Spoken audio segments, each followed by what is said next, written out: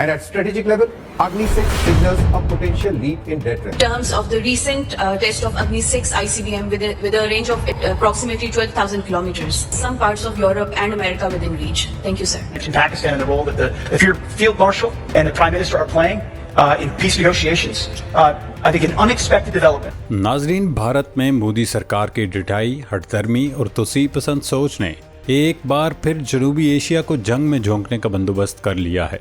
Asia का strategic तवाज़ुन इस वक्त एक इंतहाई नाजुक मोड़ पर आ खड़ा है। हिंदू तवा की पैरोकार मोदी सरकार की शुरू की गई असलहे की दौड़ ने खित्ते के अमन को दांव पर लगा दिया है।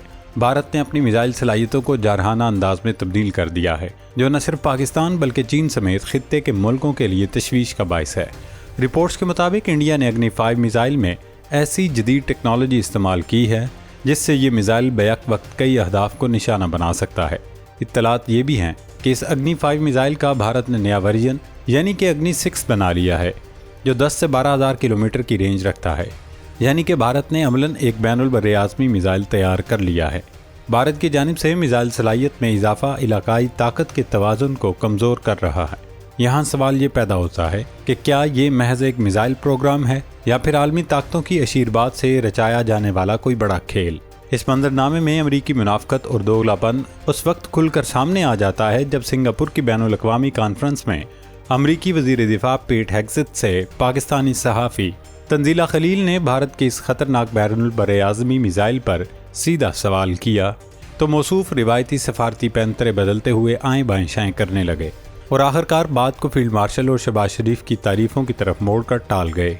एक तरफ वाशिंगटन भारत की इस खुली जारियत पर शुतर मुर्ग की तरह आंखें बंद किए बैठा है, तो दूसरी तरफ इसराइली एजेंसियों की ईमा पर काम करने वाला गोदी मीडिया पाकिस्तान के खिलाफ मुसलसल ये प्रोपेगेंडा फैला रहा है कि इस्लामाबाद ने इसराइल और अमरीका तक मार करने वाले मिसाइल तैयार कर लिए हैं।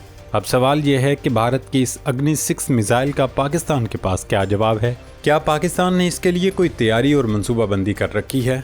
तो जनाब, इसका जवाब है कि पाकिस्तान की ये तारीख रही है कि वो अल्हम्दुलिल्लाह दिफाई मैदान में इंडिया से एक कदम आगे रहा है। अभी तक हालांकि ऑफिशियली हिंदुस्तान ने अग्नि-6 लॉन्च नहीं किया, लेकिन पाकिस्तान पहले ही रिवायती दिफा से हटकर एक ऐसा इलेक्ट्रॉनिक एयर डिफेंस सिस्टम तैयार कर चुका है जो दुश्मन के मिसाइलों को फ़िज़ा में तबाह करने की बजाय अपनी इलेक्ट्रॉनिक वारफेयर की सलाहियत से उन्हें जड़ से ही मफलूज और गैर मुअस्सर बना देता है। अब देखना यह है कि क्या भारत का ये खरबों डॉलर्स का मिसाइल प्रोग्राम पाकिस्तान की स्मार्ट इलेक्ट्रॉनिक शील्ड के सामने रेत की दीवार साबित होगा और क्या आलमी बरादरी खित्ते में ताकत का तवाज़ुन बिगाड़ने पर भारत की इस खुली छूट का खमियाजा भुगतने के लिए तैयार है। नाज़रीन, भारत का ये मिसाइल प्रोग्राम इलाकाई इस्तेहकाम के लिए एक संगीन ख़तरा करार दिया जा रहा है, क्योंकि 10 से 12,000 किलोमीटर की रेंज रखने वाला ये मिसाइल न सिर्फ पाकिस्तान बल्कि पूरी दुनिया के लिए ख़तरा है। भारत के ये इक़दाम पाकिस्तान के लिए अपने दिफाई तवाज़ुन को बरकरार रखने के लिए चैलेंजेस पैदा कर रहे हैं। पाकिस्तान भारत के इन जारहाना इक़दाम के रद्द-ए-अमल में अपने दिफाई निज़ाम को जदीद बनाने पर तवज्जो दे रहा है ताकि इलाकाई तवाज़ुन बरकरार रखा जा सके। इंडियन गवर्नमेंट ने रवां साल 27 मार्च को $25 बिलियन मालियत के दिफाई साज़ो-ज़मान की ख़रीदारी की मंजूरी दी थी। इस खतीर रकम से रूसी साख्ता S-400 air defence missile system, मुख्तलिफ इक़साम के तैयारे और आर्टिलरी यानी तोपखाना सिस्टम खरीदे जाएंगे, जबकि भारत सरकार फ़ौज के लिए टैंक शिकन गोला बारूद, गन सिस्टम और फ़िज़ाई निगरानी के निज़ाम, फ़िज़ाइया के ज़ेर इस्तेमाल Su-30 लड़ाका तैयारों की अपग्रेडेशन और कोस्ट गार्ड के लिए होरोक्राफ्ट भी खरीदेगी। ये सब भारत के जंगी जुनून और खित्ते पर अपनी बालादस्ती कायम करने के उसके मज़मूम इरादे का पता देता है। पिछले साल मार्का हक में पाकिस्तान के हाथों इबरतनाक और बदतरीन शिकस्त के बाद से ही मोदी सरकार ने दिफाई बजट में होशरबा इजाफा किया है, जिससे खित्ते में बढ़ती अस्करियत पसंदी को मज़ीद हवा मिली है। भारतीय हुकूमत रवां साल दिफा पर $85.4 अरब खर्च करेगी। ये बात काबिल ज़िक्र है कि भारत में कम अज़ कम 30 से 40 करोड़ लोग गुर्बत की लकीर तले ज़िंदगी गुजार रहे हैं, लेकिन मोदी हुकूमत इन करोड़ों लोगों का मेयार ज़िंदगी बुलंद करने की बजाय खरबों रुपए हथियार खरीदने पर खर्च कर रही है, जो अफसोसनाक है। नाज़रीन, ये तो था भारत का अहवाल जो अग्नि-6 बना चुका है और अब उसके ज़रिए पाकिस्तान को मरूब करने की कोशिश कर रहा था, लेकिन पाकिस्तान ने पहले ही न सिर्फ उसका तोड़ तैयार कर रखा है, बल्कि पिछले दिनों पाकिस्तान एयरफोर्स की जानिब से जारी की गई एक प्रमोशनल वीडियो में इसकी एक झलक भी दिखा दी गई थी। उस वक्त भी कुछ दिफाई माहिरीन की जानिब से इशारा कुनाइयों में ये कहा जा रहा था ये पाकिस्तान का नया एयर डिफेंस सिस्टम है।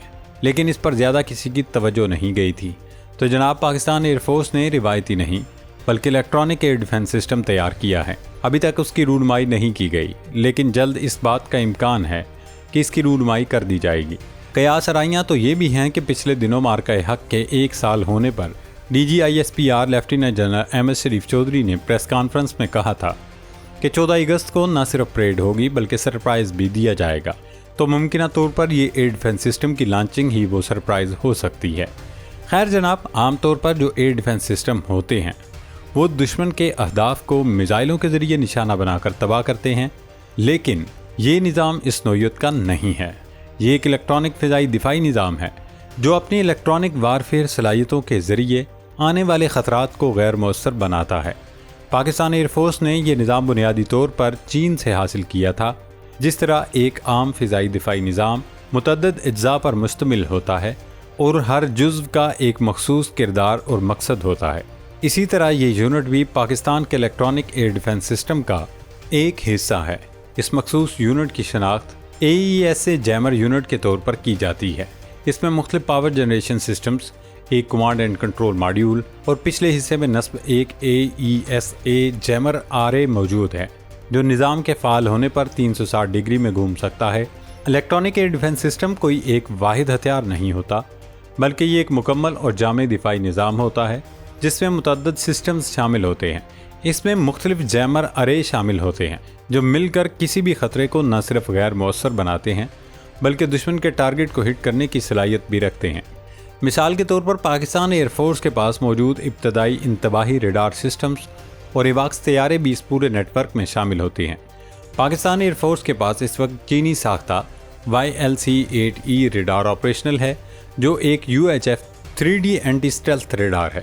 یہ عام طیاروں کے خلاف تقریباً 500 کلومیٹر تک کی نگرانی کی صلاحیت فراہم کرتا ہے، جبکہ بلاسٹک میزائل خطرات کے خلاف تقریباً 700 کلومیٹر تک کی ڈیٹیکشن رینج رکھتا ہے۔ چونکہ یہ ریڈار اور الیکٹرانک ایئر ڈیفنس سسٹم ایک ہی نیٹ ورک سے منسلک ہوتے ہیں، اس لیے YLC-8E اپنی ابتدائی انتباہی صلاحیتوں کے ذریعے کسی بھی آنے والے خطرے کا سراغ لگاتا ہے۔ اس کے بعد اس خطرے سے متعلق تمام معلومات الیکٹرانک ایئر ڈیفنس سسٹمز کو منتقل کر دی جاتی ہیں۔ پھر اس نیٹ ورک میں شامل مختلف جیمر آرے، جن میں یہ AESA جیمر بھی شامل ہے، اپنی جارحانہ الیکٹرانک جیمنگ کارروائیاں شروع کرتے ہیں۔ یہ دشمن کے مختلف پلیٹ فارمز کی جانب سے استعمال ہونے والی مخصوص فریکوینسیز کو جام اور متاثر کرتے ہیں۔ نتیجتاً دشمن کے satellite communication systems, data links اور رابطے کے دیگر ذرائع متاثر یا منقطع ہو جاتے ہیں۔ جب الیکٹرانک جیمنگ کے باعث دشمن کا پلیٹ فارم کمزور اور غیر محفوظ حالت میں آ جاتا ہے تو پھر آپ کے لڑاکا طیارے ان اہداف کو نشانہ بنانا شروع کرتے ہیں۔ کیونکہ اس وقت تک دشمن کی صورتحال سے آگاہی شدید متاثر ہو چکی ہوتی ہے، اس لیے وہ آنے والے حملے کا بروقت اندازہ نہیں لگا پاتا۔ اس وجہ سے اس کے مارے گرائے جانے کے امکانات میں نمایاں اضافہ ہو جاتا ہے۔ کچھ اسی قسم کا ماحول 7 مئی 2025 کو بھی پیدا کیا گیا تھا۔ اس موقع پر اگرچہ بھارتی فضائیہ حملہ آور تھی اور اس کے پاس بعض عملی فوائد بھی موجود تھے، لیکن پاکستان ایئر فورس نے اپنی کل چین کے اندر متعدد دفاعی اور الیکٹرانک سسٹمز کا مشترکہ استعمال کیا۔ دعویٰ کیا جاتا ہے کہ بھارتی فضائیہ نے بغیر کسی air to air missile fire کیے اپنے 8 طیارے گنوا دیے، جو ایک منفرد ریکارڈ قرار دیا جاتا ہے۔ بنیادی مقصد یہ واضح کرنا تھا کہ جس نظام کو حالیہ دنوں میں ایک نئے ایئر ڈیفنس سسٹم کے طور پر پیش کیا جا رہا تھا، وہ دراصل ایک الیکٹرانک ایئر ڈیفنس سسٹم ہے۔ جہاں تک پاکستان کے مقامی کائنیٹک ایئر ڈیفنس سسٹمز کا تعلق ہے، ان پر کام جاری ہے۔ ابھی تک ان سسٹمز کی تصاویر یا تفصیلات زیادہ منظر عام پر نہیں آئی کیونکہ ان کی باضابطہ رونمائی نہیں کی گئی۔ تاہم توقع کی جا رہی ہے کہ سال 2026 کے دوران ان میں سے کم از کم چند سسٹمز کو ضرور متعارف کرایا جائے گا جو پاکستان کے مقامی kinetic air defence line up کا حصہ ہوں گے۔ ناظرین، مودی سرکار کے اس عسکری جنون اور کھربوں ڈالرز کے دفاعی بجٹ کا یہ تفصیلی احوال ثابت کرتا ہے کہ نئی دلی اب بھی تاریخ کے اس بنیادی سبق کو بھول چکا ہے کہ جنگیں صرف ہتھیاروں کے انبار سے نہیں بلکہ درست حکمت عملی، اسمارٹ ٹیکنالوجی اور فولادی اعصاب سے جیتی جاتی ہیں۔ جہاں بھارت اپنے 40 کروڑ غریب عوام کا نوالہ چھین کر 85 ارب ڈالر سے زائد کی عسکری ہوس پوری کرنے میں مگن ہے اور اگنی 6 جیسے بین البراعظمی میزائلوں کے ذریعے خطے پر اپنی چودراہٹ قائم کرنے کے خواب دیکھ رہا ہے، وہیں پاکستان ایئر فورس کی یہ خاموش الیکٹرانک شیلڈ روایتی جنگ کے سارے اصول بدل چکی ہے۔ یہ اسٹریٹجک منظرنامہ کچھ انتہائی تلخ سوالات کو جنم دیتا ہے جن کا جواب اب عالمی برادری اور خود بھارتی عسکری قیادت کو دینا ہوگا۔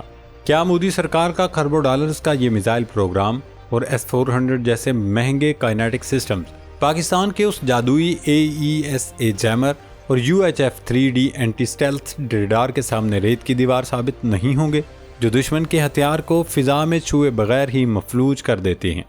7 مئی 2025 کے مارکہ حق کا وہ تاریخی دن جہاں بھارتی فضائیہ نے بغیر کوئی میزائل فائر کیے اپنے 8 طیارے گنوا دیے، کیا بھارتی جرنیلوں کے لیے یہ سمجھنے کو کافی نہیں کہ الیکٹرانک وارفیئر کے اس جدید دور میں صرف رینج اور سائز کی دوڑ جیتنا عسکری برتری کی ضمانت نہیں ہوتا، اور واشنگٹن کی یہ منافقت کب تک دنیا کی آنکھوں میں دھول جھونک سکے گی؟ جبکہ سنگاپور کانفرنس میں خود امریکی وزیر دفاع کا آئیں بائیں شائیں کرنا یہ ثابت کرتا ہے کہ وہ بھی بھارت کے اس جنگی جنون کا کوئی جواز پیش کرنے سے قاصر ہیں۔ پاکستان نے ہمیشہ کی طرح ثابت کیا ہے کہ وہ جارحیت کی اس دوڑ میں شامل ہوئے بغیر دشمن سے ایک قدم آگے رہنے کا ہنر جانتا ہے۔ اب جبکہ 14 اگست کی پریڈ میں DGISPR کے اس ممکنہ سرپرائز یعنی الیکٹرانک ایئر ڈیفنس سسٹم کی باضابطہ رونمائی اور پاکستان کے مقامی کائنیٹک سسٹمز کی آمد متوقع ہے، تو نئی دلی کو یہ جان لینا چاہیے کہ اس کا ہر بار پاکستان کی اس سمارٹ ڈیفنس کل چین سے ٹکرا کر فضا ہی میں دم توڑ دے گا، کیونکہ خطے کا امن اب بھارت کے جنگی جنون پر نہیں بلکہ پاکستان کے اس ناقابل تسخیر الیکٹرانک اور کائنیٹک شیلڈ کے رحم و کرم پر ہے۔